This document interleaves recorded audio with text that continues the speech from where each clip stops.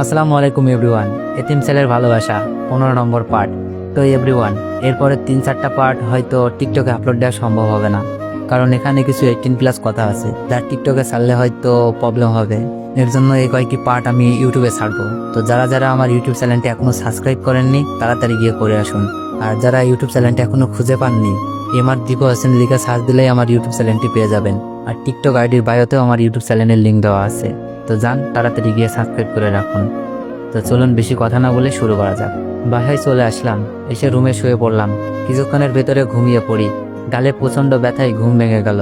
চোখ খুলে দেখি আখি দাঁড়িয়ে আছে। আখি ম্যাডাম বলল, তোরে কতবার বলছি আমার বিছানা টাচ করবি না, তারপরও কেন শুয়ে আছি? আমি বললাম, ম্যাডাম আসলে অনেক ঘুম পেয়েছে, এজন্য ভুলে ঘুমিয়ে পড়ছি, সরি, আর এমন হবে না। আখি ম্যাডাম বলল, মনে থাকে জানো, আর আমার চোখের সামনে থেকে ভাগ। এত টর্চার আর ভালো লাগে না। ফোনটা হাতে নিয়ে রুম থেকে বের হয়ে আসলাম। বিকেলে আড্ডা দিয়ে সন্ধ্যায় বাসা আসলাম। রাতে আঙ্কেল বলল, তোমাদের জন্য একটা সারপ্রাইজ আছে। আখি বলল, আব্বু কি সারপ্রাইজ? আঙ্কেল একটা খাম এগিয়ে দিয়ে বলল, এটা খুলে দেখো, তাহলে বুঝতে পারবে। আখি খামের মুখ ছিঁড়ে ফেলল, ভেতরে কি আছে দেখার জন্য। আমি উৎসুকভাবে তাকিয়ে আছি। আখি খামের ভেতর থেকে 2টা কাগজ বের করলো। আমি একটা হাতে নিয়ে দেখলাম, এটা তো কোনো হোটেলের টিকিট। হোটেলের নাম হোটেল ক্লিপিং। এমন নামের হোটেল তো বাংলাদেশে নাই। চোখ বুলিয়ে দেখি এটা একটা সুইজারল্যান্ডের জেনেভা শহরের একটা হোটেলের নাম। আমি বললাম, আঙ্কেল এটা তো সুইজারল্যান্ডের হোটেলের টিকিট, এটা দিয়ে আমরা কি করব? আঙ্কেল বলল, কাল সকালে তোমরা 2জন সুইজারল্যান্ডে হানিমুনে যাবে। আখি ম্যাডাম বলল, কি? আমাদের না জানিয়ে এটা ঠিক করনি? আঙ্কেল বলল, তোমাদের 2জনকে সারপ্রাইজ দিছি, এই নাও তোমাদের পাসপোর্ট আর ভিসা। আমি কি বলবো ভেবে পেলাম না। চুপচাপ রুমে এসে সোফায় বসে পড়লাম। একটু পর আখি এলো, এসে আমাকে ঝাড়ি দিতে লাগলো। আমি বললাম, আমার উপর রাগ দেখান কেন? তো কার উপর রাগ দেখাবো? আপনার আব্বুর উপর রাগ দেখান। যত সব পাগলি এসে ঘাড়ে চেপে বসেছে। ওই কি বললি? এত কাছের কথা শুনতে পান না? আপনার কানে সমস্যা আছে, ডাক্তার দেখান। আখির দিকে তাকালাম, দেখি রেগে আমার দিকে তাকিয়ে আছে। আমি আর কিছু না বলে চুপচাপ শুয়ে পড়লাম। সকালে সবকিছু রেডি করে নিলাম। আঙ্কেল এয়ারপোর্টে নামিয়ে দিয়ে গেল। জেনেভা এয়ারপোর্টে নেমে দেখি এখানে সকাল হয়েছে। যাই হোক, এয়ারপোর্ট থেকে বের হয়ে একটা ট্যাক্সিওয়ালাকে বললাম, হোটেল ক্লিপিং যাব। ট্যাক্সিওয়ালা, যাব। আমি আর আখি ট্যাক্সিতে উঠলাম। ট্যাক্সি চলতে শুরু করলো। আশেপাশের বাসাগুলো চমৎকার। কিছুদূর পর পর একটা করে ঝিল দেখতে পাচ্ছি। মনে হচ্ছে নেমে সাঁতার কাটি। আসলে এত সুন্দর জায়গা আগে কখনো দেখিনি। আখি ম্যাডামও তাকিয়ে বাইরের সৌন্দর্য দেখছে। আমি বললাম, এই যে ম্যাডাম। আখি বলল, ডাকছিস কেন? আমি বললাম, জায়গাগুলো অনেক সুন্দর না? সুন্দর। যদি আজ জিসান বেঁচে থাকতো তাহলে আমার চেয়ে সুখী কেউ হতো না। কিন্তু আমার কপাল কি, বিয়ে হলো একটা ড্রাইভারের সাথে, তাও সে আমার থেকে ছোট। ওরে আমি কখনো মানতে পারবো না। আমি বললাম, আপনি মানবেন বা না মানবেন, আমি কিন্তু হানিমুন ঠিকই করব। আখি ম্যাডাম বলল, উল্টাপাল্টা কিছু করার কথা ভাবলে তোর লাথি মেরে বের করে দিব। এরপর দেখব কিভাবে বাংলাদেশে যাস।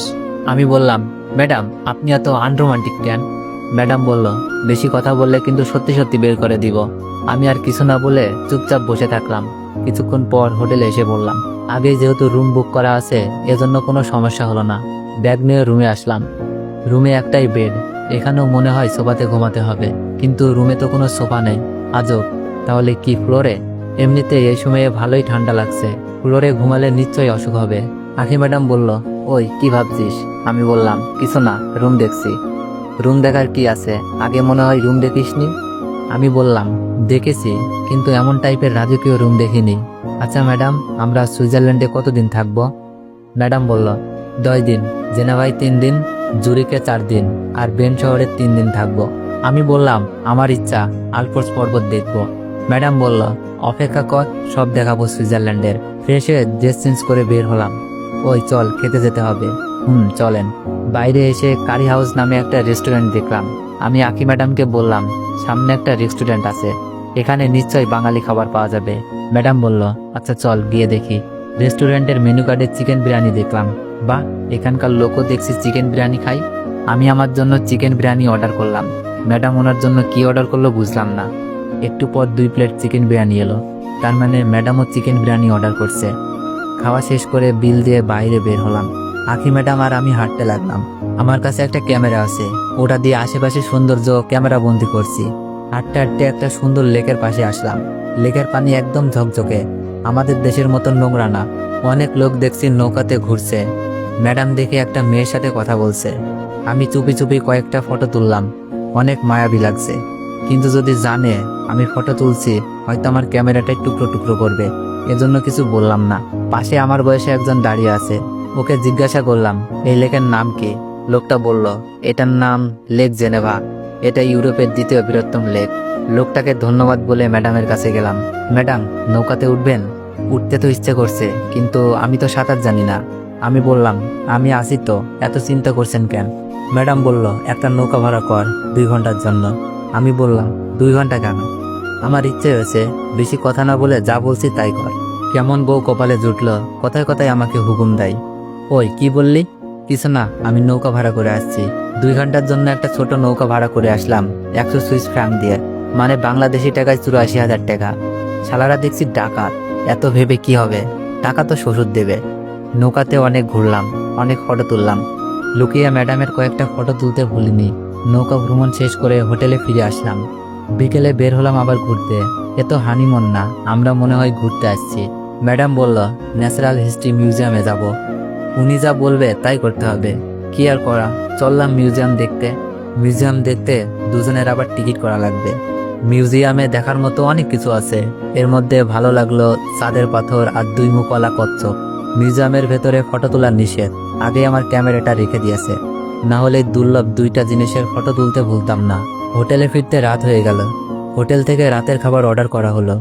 খেয়ে ভাবতে লাগলাম এখন আমি কোথায় ঘুমাবো। আখি ম্যাডামের দিকে তাকালাম, উনি মনের আনন্দে ফোন টিপছে। ইচ্ছে করছে আসার দিয়ে ফোনটা গুঁড়ো করে ফেলি। আমাকে তাকিয়ে থাকতে দেখে বলল, ওই কি ভাবছিস? কিছু না ম্যাডাম। তাহলে তাকিয়ে আছিস কেন? জীবনে মেয়ে দেখিস নাই? আমি বললাম জীবনে অনেক মেয়ে দেখেছি, কিন্তু আপনার মতো মেয়ে একটাও দেখিনি।